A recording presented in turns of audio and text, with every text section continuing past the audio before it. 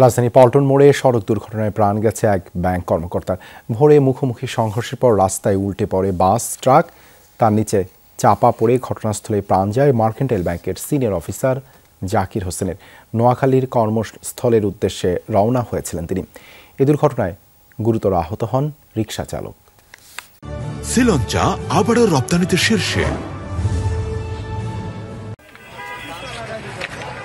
ভোর 4টা নাগাদ ইউনিক পরিবহনের একটি বাসের সঙ্গে সংঘর্ষ হয় একটি পেঁয়াজবাহী ট্রাকের। তাতে ট্রাক ও বাস সড়কেই উল্টে যায়, গিয়ে পড়ে পাশেই থাকা একটি ব্যাটারি চালিত অটোরিকশার উপরে।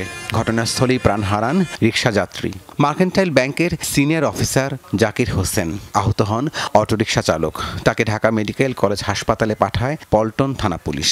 অটোরিকশার যাত্রী, অটোরিকশার চালক পায়ে আহত হয় এবং অটোরিকশার যাত্রীটিকে আমি উদ্ধারপূর্বক ঢাকা মেডিকেল কলেজ হাসপাতালে প্রেরণ করি। পরিবার নিয়ে ঢাকার মালিবাগে থাকতেন নিহত জাকির হোসেন। ভোরে বের হয়েছিলেন নোয়াখালীর কর্মস্থলের উদ্দেশ্যে।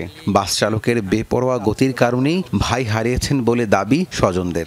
রাষ্ট্রের কাছে এটাই চাই যে যাতে ব্যাটারি চালিত গাড়িগুলো যেন এখান থেকে অন্ততপক্ষে উঠাই নেই আর কি। এছাড়া অকাল মৃত্যু অনেক অ্যাক্সিডেন্টের এই ব্যাটারি চালিত গাড়িগুলাই। এই অটো চালিত মেন রোডে না, ওরা আউটসাইডে থাকে। মেন রোডে থাকা মানে কি একটা ফ্যামিলি ধ্বংস হয়ে গেছে।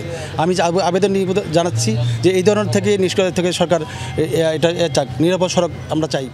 সহকর্মীর এমন মর্মান্তিক মৃত্যুর খবরে ঢাকা মেডিকেলের মর্গে ছুটে আসেন ব্যাংকের কর্মকর্তারা।